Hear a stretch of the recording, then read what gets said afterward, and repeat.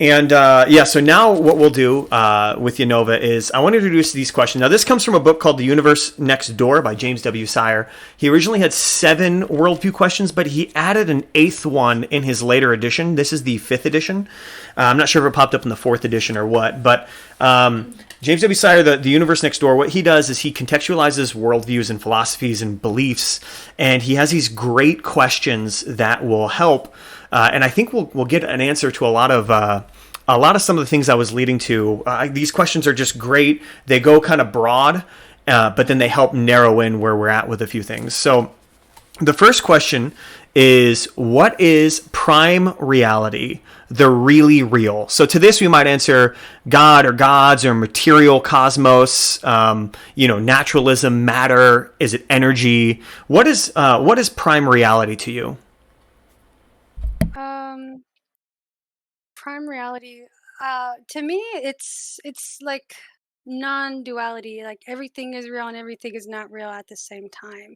It's a contradiction that can't really be expressed in like most people's like everyday day-to-day life. That's how I choose to see it.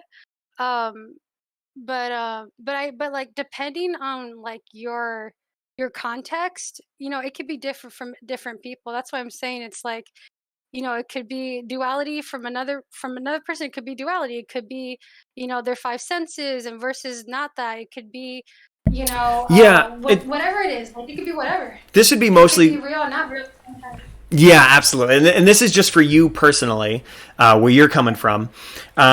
I get a sense from you, but I don't want to lead you in any certain direction. But I get a sense from you that you would maybe be more energy based. Do you think the prime reality, like the building blocks of reality, right? A naturalist would say matter, right? Atoms and matter. But more of a spiritual person would say energy. More of a religious person would say God. Where I'm reading from you a sense of more of an energy, positive, negative energy kind of read or vibe from you. Do I have you pegged there a little bit, or would you correct me on that? I think I think it's all everything. Like it's just different way of saying the same thing. I, Okay. I I know it sounds kind of confusing, but the way I see it's like, energy, matter, God, like it's all the same thing to me. I Okay. think depending on your perspective, it can change. But to me, it's like it's all the same thing. I don't really lean on like one label because like sometimes because ego can like also get attached to labels as Mm-hmm. well. And then they start to like create these distinctions, these categories, and sometimes it's easier to like judge the opposite label or the opposite category. So to me, I see them like all as one. um, so like it's all the same thing. So I guess if you want to say like it's everything, it's everything. Yeah. No matter which way you slice it, it's everything. So I guess maybe energy based, just to make it so that we can navigate the questions better. Sure. Sure. Because my answers are kind of broad and they're kind of like open. It's like let's just for the sake of the questions, let's just say Yeah. energy right now. Well, and I think energy maybe fits better because I can be a physical being, right? What I'm touching right now, um, Hmm. but I can be filled with energy or spirit, right? But I can't. My physical form can't also be energy to the layman's understanding of it, probably. Which I think you're kind of leaning into the next question too, which is what is the nature of external reality? That is the world around us. Here, our answers point to whether we see the world as created or autonomous or chaotic or orderly or matter or spirit. And it seems like your answer before is kind of saying yes. It's all one and the same. Yeah, it's like It's I don't. fluid. Yeah, it's everything. It's all happening at the same time. Like the outside is a reflection of the inside, and so is the opposite of it, whether we realize it or not. That you know, Yeah, yeah. so I'm tracking you. I'm tracking you on it's this. it's it's a very like non-dualistic way of seeing things. Mm. Is I guess how I could say it better. Yeah. Yeah. I have some thoughts here, but I don't want to lead anything. So we'll circle back on my thoughts here. So number 3 is, what is a human being? Is he a highly complex machine, a sleeping god, a person made in the image of God, a naked ape? What's a human being?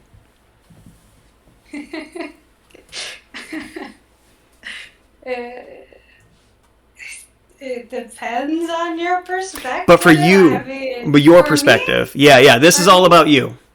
Okay.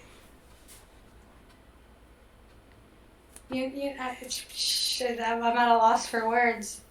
Yeah, what are you? Are you a machine? Like a biological organism, right? That machine not as in like metal, like we open up, you're gonna be, cogs in there. But is an organism, you as an organism, are you just a machine? Are you a spiritual entity? Are you an energy based entity? What would you define yourself as? Again, I here, guess go ahead. I guess like we are multi-dimensional, I guess. Is that we exist on multiple dimensions, on multiple planes. We are more than we can perceive. We can only see ourselves based upon like our level of awareness. But I guess my belief is like we are everything.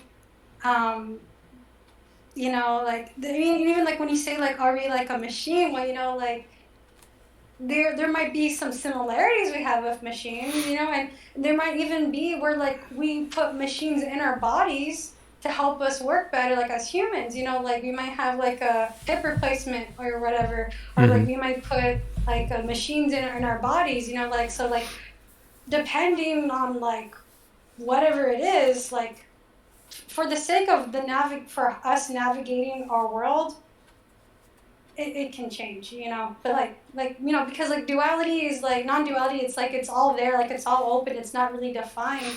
But like for the sake of navigating the world around us, we will have different definitions, we will have different ways of looking at things, because that is only dependent on the way that our world is now and how we navigate it. So Mm. it's like I don't Yeah. know. No, I'm following you. I'm following you. Yeah. Again, I would say, there's almost this Eastern philosophy has this idea that we're all within the dream of a dreamer, right? And let's put that aside of there being a dreamer, but let's just talk about the dream. If this is a dream, well, what is the substance of dream? Well, it would all be the same, whether it's imagined or real or perceived or touchable, right? Everything would be made out of dream stuff, whatever you want to call it. What's that? I said that's funny because dream stuff, like, but I get it. Yeah, like, because if life was a dream, then everything would be made out of dream stuff, right? Whether Yeah. it would both be real and not real, it would both be spirit and natural. That's kind of a little bit of a sense of what I get from you. Now, throw the term Yeah, I get dream away and call it something else, existence. But it seems like you would say all of existence is made out of existence stuff. that. Pretty much, Yeah. yes. Yeah. And so here already, these questions are helping me just see where you're coming from. And now I don't think I would have ever been able to articulate that to you without asking a few of these questions. So just a few more questions here. So that was 1, 2, and 3. Here we're going to get a little bit more specific. And again, remember, these are your takes on it. And just to everyone out there, Nova is not going to prescribe to even have these, like for these answers, her answer this very second as I'm putting her on the spot may not be her answer an hour from now or tomorrow or 3 years from now. This is just understanding where she's at right now. So so what happens to a person at death? What happens to you when you die? Okay, well, And again, this is your best. it's hard. It's hard Yeah, because like I have multiple perspectives, but like I don't really prescribe to any one perspective. sure. Uh, like, and I guess that's a good point that you break that up, like that you say that, because like I don't know. I feel like do I have like do I need to pick or like You don't need to I pick. don't know. I I know it's Now, like I'll ask you a question. If all existence is made out of existence stuff, right? I'm just going to take that rough, Fisher Price elementary explanation. Um, so if there's no difference between your spirit, your soul, and your body, right? Then when your body shuts down, what happens to the being?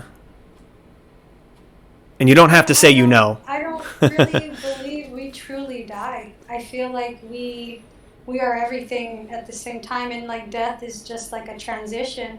And just like there's like physical death, there's like our ego death, the death of our identity, where it's like we lose our fake self, but we are still ourself. We're just in a different form. So I guess in a way it's like we're transforming and we're not really like ever gone. Like I guess like to think of more in terms of energy, it's like it's not created or destroyed. It just becomes whatever it becomes, whatever that might be, and it doesn't truly ever end.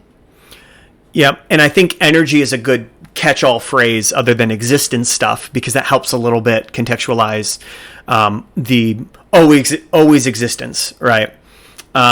So if your physical body shuts down, right? You stop breathing, you get hit by a car, whatever, right? Your consciousness, does that contain your identity? Like what you think, what you feel?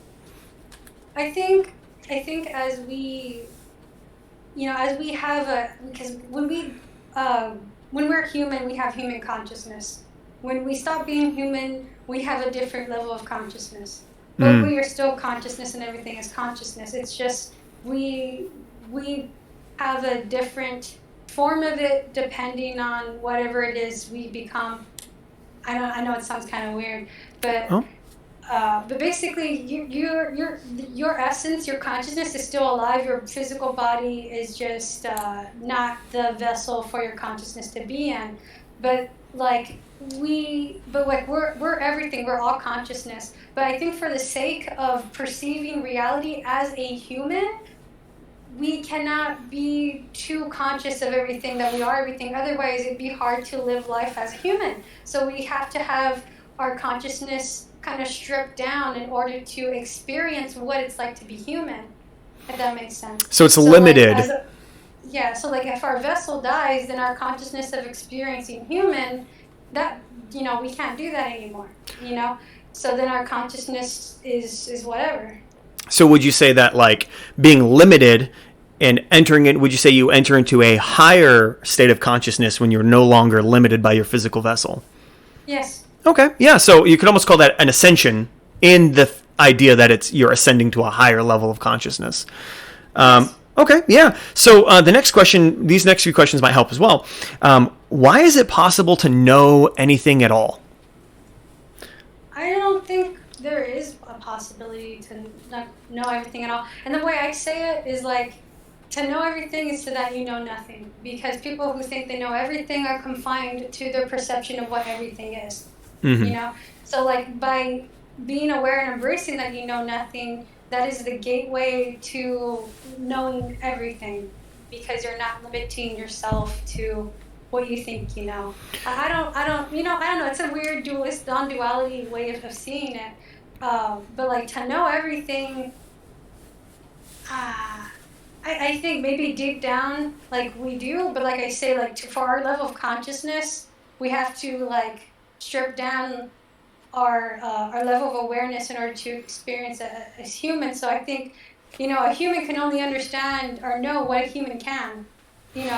Anything else can only understand depending on that limitation. But I think deep down on our core, like we are everything, we know everything, but it has to be put in a limited form so we can experience life the way that we do. Okay, yeah, and so knowing, right, to identify a differentiation from another worldview, right, like a naturalist worldview or a nihilistic worldview, they would say we know things because our brain interprets data, right? So my eyes see something, therefore I know it. I hear something through my ears, therefore I understand it, or I can at least grapple with it to understand it. But not being bound necessarily as an entity to a physical form, right? The idea that you can ascend, your consciousness can ascend, and you would still, would it be then that your knowledge can move on with you? Is that what you, like, would that work with kind of what you believe? Yeah. Okay, awesome. Yeah. So, and then this will help just to double back on question 3, 4, and 5 here. So this all, that's all human. The first one's more like the first 3 questions are kind of existence. Now we've moved to humanity. Right. So it's kind of the cosmos and the world and the universe. Now these next 3 have been humanity. Do you think, and again, you're not saying that for sure, this is just where you're at. If you really sit down and you ask your brain, hey brain, what do I think? Mm-hmm. Do you think that you pre-existed your physical form? Like as a human in the past? or human in the past, or just a consciousness, that existed. Did So like you? I existed, I had some form of existence before I was physically born as a human. Yeah, Is that yeah, what you mean? yeah. Did Yes. your parents create you, or did they merely create your vessel? uh, Created my vessel, but I also believe since like everything is me and I'm everything, I basically created myself in the form of having, like I had to like separate and divide myself in order to experience myself the way that I do. But the reality is like we're everything. Like I guess to say this better, it's like the way to I guess to say better, it's like the way I believe myself to be is that, or like everyone, is that we are God who forgot we are God to come to earth to get an ego identity to become God again, if that makes sense. Like, we're here to experience life in a limited form, to, have our experience, get an ego, become our authentic self, and then ultimately try to, like, ascend and consciousness to come back to who we actually are, and not just like as a human level, but as a multi-dimensional level as well. If that makes sense. Yeah. So like, yeah, I say I pre-existed, but I also say, like it's all my creation. But for the sake of having life here, like I'm not entirely conscious or aware of how I'm doing it. It's just more of a belief right now. I do believe that there are ways, being human, where you can have that experience of being connected to everything. Like some people, when they meditate, they have these what's it called? These like these meditations where like they experience non-duality, where they're everything at the same time, or they experience like their true authentic self, or they're like for like in the present moment for the first time. I do think that's attainable. I haven't done it yet, but that is, I guess, my belief. And that would be probably tapping into what you would be post existence or post physical form vessel. Yes. Okay, awesome. Yeah. So, which probably is leading me to the question number 6, which is how do we know what is right and wrong? To which I would change the question and ask you: is there a right and wrong? It depends. When you look at, because I have a non-duality perspective, Mm-hmm. there is no right or wrong. It's just consequences to actions. Yeah. That's how I see it. Now, I kind of don't really, like I do, I guess you could say for the sake of the conversation, I do have morals, but I don't subscribe to the morality paradigm. And this is what I mean by that, because when you can label things as good and bad, it's a gateway to lead to judgment, which leads to ego, which leads to, shadow projection, right? So Yeah. like if you can, like I said earlier, when you judge the group of other and you put them as bad, then that's a judgment. You know what I mean? So I do think that there is no good and bad, but there's just consequences to whatever our actions is, and it depends on who you're asking and what your perception of reality is. But I don't think there is a solid good or a solid bad. But I do think that in a non-dualistic sense, there is only good in a higher perspective. Like on the surface level, it does seem like there's a good and bad, but I think on a higher perspective, everything will work out for and good, like the yin and yang. You know what I Mm. mean? Like there has to be a good for the yin and yang to be whole. And without the darkness, there can't be any light. So in a way, the darkness does work for the ultimate good, because it gives us that perspective of what it is and what it isn't. So I do think in a higher perspective, everything is good. This is something I also learned like in shadow work, is like when you're grateful for everything, nothing is bad. Mm. You know what I mean? If you're grateful for everything, nothing is bad.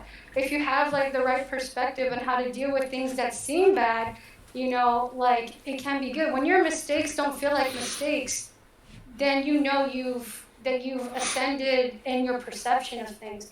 But like for the surface level, for navigating the world, there is a good and a bad.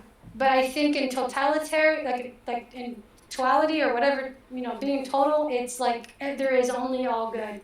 But the bad does work for the good in the end, if that makes sense. Like it's like a cycle. So what It's I've just as necessary. what I've said in my own personal belief is, coming from some form of Christian, some people in theology will say God causes evil, right? So, your loved one dies, and it's, oh, God had a plan for that, or he caused it for something good to happen. I don't ascribe to that. I would say God, I tell people of my belief, God wastes nothing, right? So someone dies, it's not that God was like, yeah, kill him. It was like, oh, that's sad, but God won't waste it, right? Like, I lost 2 babies in miscarriage, and so it's like, that was sad, that hurt me, but I learned how to connect with other people over it. I learned how to enter into the suffering of others. I became aware of a community that is marginalized, which is a lot of people are really struck by miscarriage and they're really hurt by it, but we don't really, because of abortion and stuff, we don't really, those people don't really have a place to grieve publicly. And so there's good things that came of that, right? So you could say there's nothing but good, although I would say that, babies dying is probably bad. Like I said, like, yeah, there's like a surface level, but then there's always a higher level, but it's all for the good. There's always going to be some good with it, and that's the way that, like, I learned, like, because, like, from Mormonism, it's like you get taught, like, oh, like, God is, like, only good and only love, and, like, you can tell what is godly by the fruits. The scriptures, like, Yeah. it's good for you because if it bears good fruit, then that means it's of the spirit, it's good and stuff. But Yeah. what I learned is that, or at least in my beliefs now, is that, God is also good, it is also bad, it is also light, it is also dark.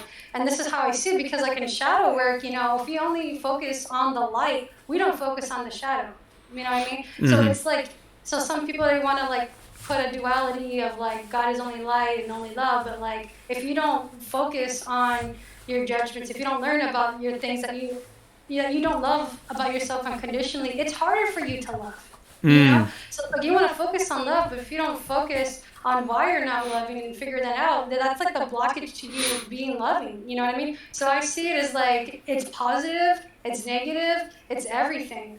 And I kind of like that better, because when you can see it all as the same thing, or all as one, there's less struggle with it, because at a higher perspective, you understand that, yeah, this is hard, this seems bad on the surface level, but there is always going to be something good about it, and that, in a way, it's a more hopeful way of looking at things. But it's also a good way for you not to judge bad things, because you see it that it's all good at a higher perspective. Because our judgments, they can really bring us down. Like I said, Yeah. judgment, it cuts us off from gratitude, it cuts us off from unconditional love. It's a more harsher pill to swallow. And I could see how someone might get offended by hearing that, because I understand, like, it's very, very hard to, like, grasp.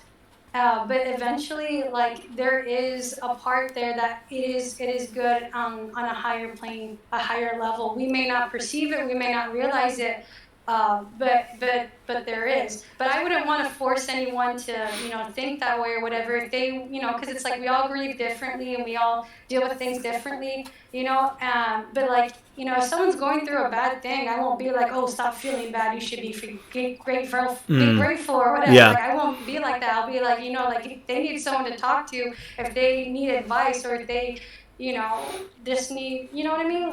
Yeah. Now let's But let's let's it's all important, though. It's important, though. let's talk about things that the world would be almost unify in. Not completely, because then no one would do it. But murder, rape, genocide, racism, right? These things.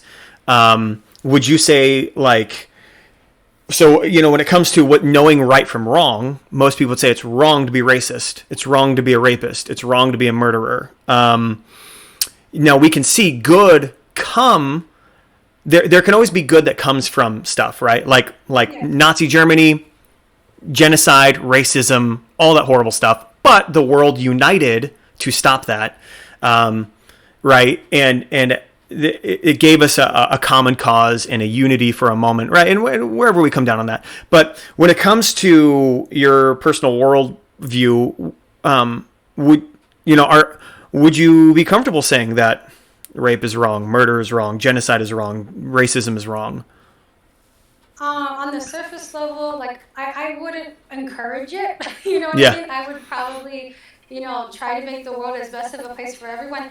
To me, I see all the issues of the world as more as a projection of consciousness of where the world is right now. Because not only are we manifesting our personal lives, we're also manifesting as a collective with other people. You know what I mean? So like to me, it's like a more global shadow projection, like on a global scale, where it's affecting like countries and nations and things Yeah. like that. But just because we can do shadow projection like on a small scale, it can also happen on a big scale with like war and things like that. But it also gives us a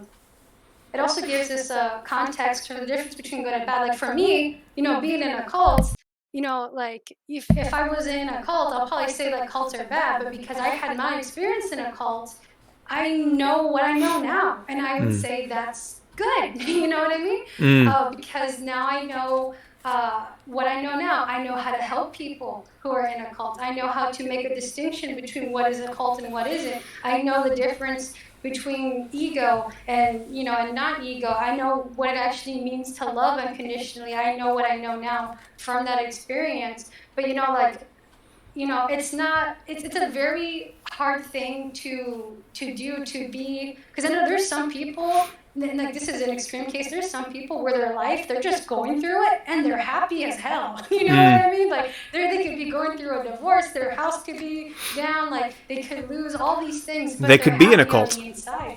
You know Yeah. what I mean? Yeah.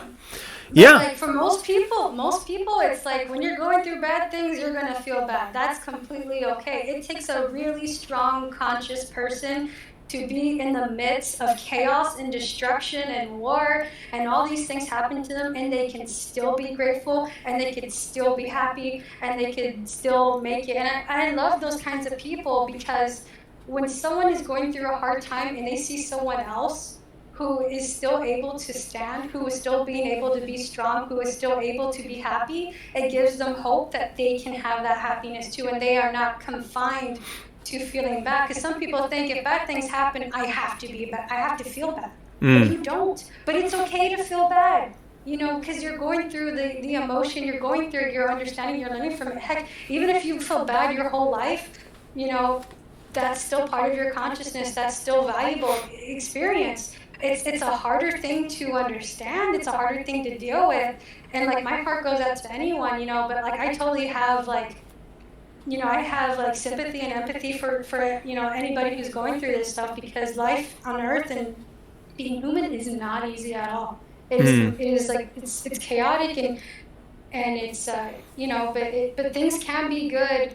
Well, let me ask the really natural question that comes out of this. These questions are so great as they lead through things, which is the seventh question is, what's the meaning of human history, right? So as you're talking about like this chaos stuff can be painful, right? And existence can be painful for some people, great for others, but there's always going to be pain somewhere. What's the meaning of it all? Why, and just to help a little bit more here is like you were saying that like there's like this all-encompassing, everything is God or gods, right? God entered into a physical form for a short time, a physical vessel, and then eventually poured back out. So why that? Why that funnel? Well, the way I see it is like, well, this is more coming from like the difference in the paradigm that I had in being in a cult. Because in a cult, you separate yourself from God. You're not God in a cult. Like in my religion, in Mormonism, you are not God. But the thing is that it's in Mormonism, people don't really realize this, and they don't really talk about this to new members, but Mormons do actually have a belief that you can become God. Yeah. But you have to be like worthy and like really good and married to a spouse or whatever in the time. You have to be a man. And you can possibly become God. It is possible. It's not that may not happen to everyone, but it is possible.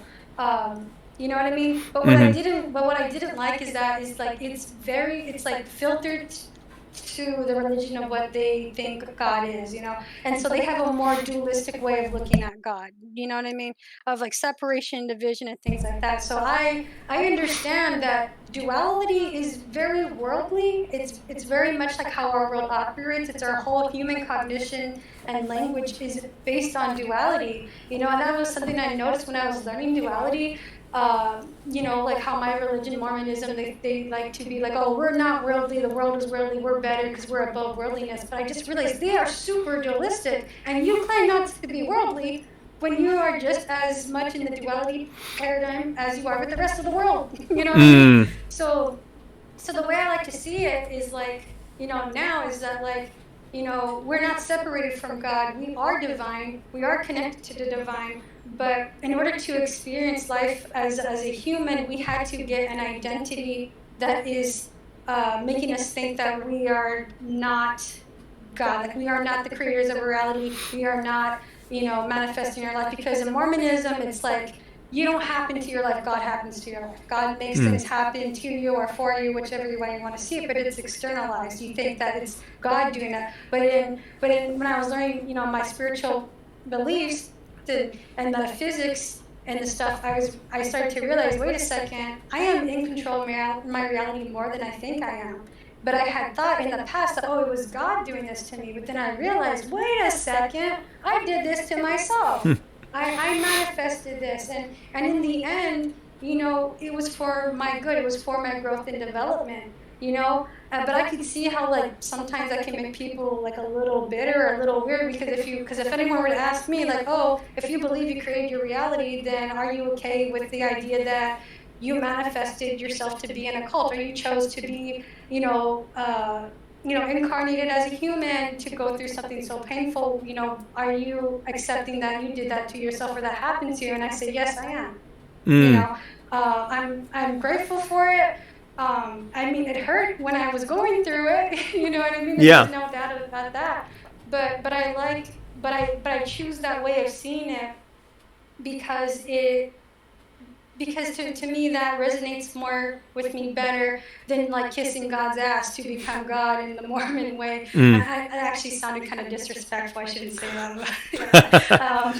But, I'm saying that's just how I felt. You know what I Yeah. mean? And I liked that we don't have to, follow these conditions. It's just we are already divine, but we can work on ourselves. We can grow our connection to divinity by doing our shadow work, by becoming our authentic self. And I guess that's like why I like that better, because for first of all, if you believe you're creating your own reality, it means you have responsibility for your life. And I really needed that because I was in a victim mentality, back then. And I was like, you know what, I have more control of reality than of my reality than I think. And then, and instead of me feeling like I'm not worthy to be divine or not worthy to become like God and have what everything God has and what Jesus wants for me, it's like I already am that.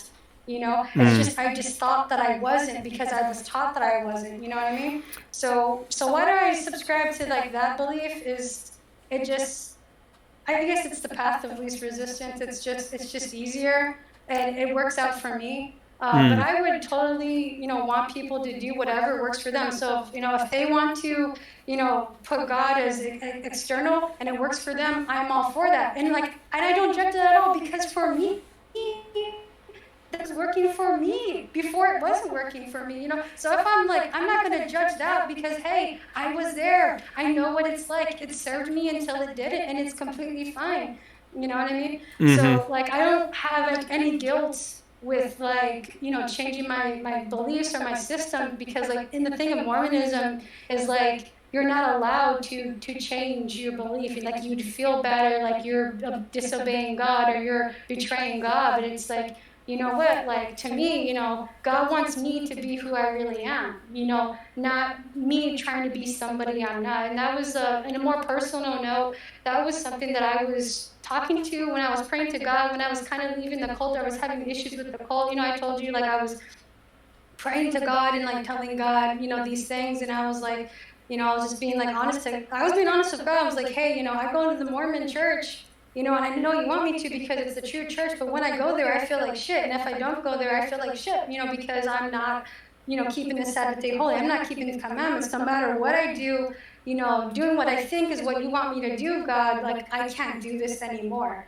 I tried everything I possibly could until it was worn out and I had to remove it. It was the scariest thing I had to do. That was my shadow work. I was doing shadow work before I knew I was doing shadow work. They talk about Mormonism, like keeping the faith and like, staying Mormon, but like there's another form of faith, and that is letting go. That takes faith. Yeah, it does. It does. And actually, that leads into a question further down the line. I want to circle back on that because, we're going to get to that in a second. So just to make sure I understood, though, the answer to this question correctly, the meaning of human history, the meaning of existence is, it seems like, I always like to repeat something back to someone because if I can do it and you are like, yeah, you got me, then I know I understand it. So I'm guessing a little bit in some of this, so please correct me where I'm wrong. But it sounds like the pre-existing you, in a godlike state, chose to assume a mortal, temporary human vessel to further your consciousness and your understanding. So when you exit out the other side, I'm going to call it a funnel because you're high conscious over here, limited conscious here, high conscious over here. Yes. But that going through that funnel gives you only furthers your consciousness on the other side. Am I understanding that correctly? Yes, that is correct. Awesome. So I also see it as multi-dimensions too, because I don't believe time is linear, right? So like time is an illusion. So I could be existing in multiple realities, multiple dimensions. My consciousness is split into all kinds of ways that I may not be able to perceive or understand. So the way I see it is that, me, being God and me being everyone and everything is that I chose to experience myself in a limited form so I could understand myself. It's kind of boring. Like when you're everything and everyone, like why not split yourself up so you can experience yourself in other ways? That's more exciting. That's more fun. I guess that's like a more playful way of looking at it. But yeah, that's how I see it. It seems like you would almost say that your take on God is omnipresent, right? Present in every dimension, in all of time, in all of reality, but not omniscient, not all-knowing. Because if it was all-knowing, it wouldn't need to exist here. Have the ego. Yes, Yeah, exactly. because that way, so omnipresent but not omniscient, and thus existence to further knowledge, further experience, further consciousness. Okay, so awesome. And then two questions are kind of wrapped up in one. The eighth question that he has here, and we've kind of explored this through this whole interview, and that is what personal, life-orienting core commitments are consistent with this worldview. And that's really what our whole discussion's been about. So I'm going to add a little sub-point. This comes from Bryce, not James W. Sire, but and that is you talked about faith to let go, right? It took faith to get to this place, right, and to let go of the old systematic view that you had before through Mormonism and the cult. What would it take to let go of this view? What could shake you? What would shake me would be whatever I'm working with would just not have to work with me anymore. Like I am totally open to not being spiritual or whatever. I could be whatever the hell I want to be. If I want to go back to Mormonism, I'll go back. If I don't, then I don't. But like what I noticed in what I completely I guess you could say what is present with me right now is my ability to look at other beliefs, to look at other things, to be whatever I want to be, and not feel like I have to convert anybody, not feel like I have to have other people validate me. I don't have to have other people agree with me. I don't have to please anybody but myself, But granted, like obviously I do care about people. I'm not trying to be like I'm selfish and only pleasing myself, you know what I mean? Yeah. But like the main theme in my life is like I can look at whatever I want. I can be whatever I want. I don't have to feel bad. I don't have to feel ashamed. I'm open to whatever it is. It just depends on what is serving me is what I'm going to stay with. If it does not serve me, I will look other places. I will, you know what I mean? But I am done trying to make things work that obviously do not work. You know what I mean? Like trying to make Mormonism work just didn't freaking work. You know what I mean? So like, I guess the main theme is like, is just facing my fears, being my authentic self, looking at whatever it is I want to look at. I don't have to limit myself, but you know, like, I'm open. You know what I mean? Yeah, and so James Sire says in his book, one of the core marks of a good worldview is it has to be consistent with reality. Right, and I would say in this context here, what works, right? So if you have a belief and that belief is just not working, right? I believe I can fly. You jump off a building. That's not consistent with reality, you know? So, no, that's a super, like, you know, minimalized look at that. But the idea is that, are there things in a worldview that just don't work for you? They don't fit with reality. You know, reality is not moving that way. So, I think James Sire would agree with you in that, you know, if it works for you, then it can be a good worldview, right? It's gotta be consistent with reality. If it's consistent with reality, it's going to work for you. If it's not consistent with reality, it's gonna be a square peg in a round hole. It's not going to fit. So yeah, that's awesome. So that was kind of our look at you know, shadow work, and specifically just your own personal worldview and what it's been going through. Now, again, don't feel held to any of this. It's just merely you know, this was just who you are today. You know, if we had this conversation with you years ago, it would have been different. If we have a conversation with you years from now, it might be different. So you're not in any way, you know, held to these views or anything. It's just today, who are you? And thank you so much. You know, I'm going to wrap us up because we're at the, you know, hour and we're coming up on the 2-hour mark. Oh my God. Yeah, but so good though. I really appreciate you and your time and just what you're doing. Would you like us to be able to find you on YouTube, or do you want to keep that private? I have an Instagram. I guess I'll plug that in. Sure, if you want, yeah. It's at Nova_supernova. Okay, underscore. I'll put that in the description too. Supernova, just so people can check you out. Nova at Nova_supernova. I think. Hold on, let me check. I think there might be another underscore. Let me check.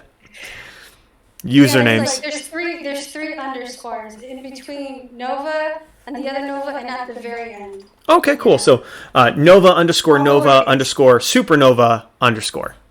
Yeah, it's all lowercase. All lowercase. Okay. Well, thank you so much for your time. I'll close us out here for the interview, and then I'll say goodbye to you when we're not recording, just to give you a more proper goodbye. But thanks for checking us out, everyone. This has been Nova. This has been Shadow Work. This video is going to be 2 videos on YouTube. One is going to focus on the main first hour that we talked, and it's going to be just a brief introduction to shadow work. Again, I'm going to drop a link to a podcast that Nova gave me. So if you guys really are really interested and you really want to deep dive with someone who can maybe be, you know, would feel more comfortable being like, I'm an expert, you know, there's going to be a link down in the description. And then the second video is going to be just Nova's, you know, this last, you know, 40, 50 minutes of just getting to know Nova's worldview. But I really recommend you share both videos with people if you want to have them explore this, because those questions at the end really helped bring together a consistent flow of thought from existence to personality to, you know, post-existence and meaning of existence and all of that. So thanks for joining us, everyone. Keep challenging yourself, and I'll close this out here in a moment.